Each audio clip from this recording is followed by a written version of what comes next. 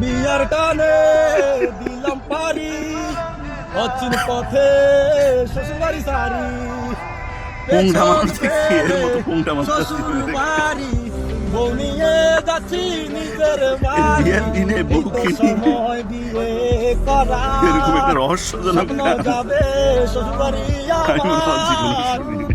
এই তো সময় বিয়ে করা আরেকটা ভিডিওর মধ্যে দেখলাম যাবে শ্বশুরবাড়ি আমার কিছুদিন আগে একটা ভিডিওর মধ্যে দেখলাম ওখানে মেয়েটা নাচতেছে আর ছেলে যে দুলা ওর শর্মাইতেছে, ওর কাছে অনেক লজ্জা লাগতেছে বিষয়টা।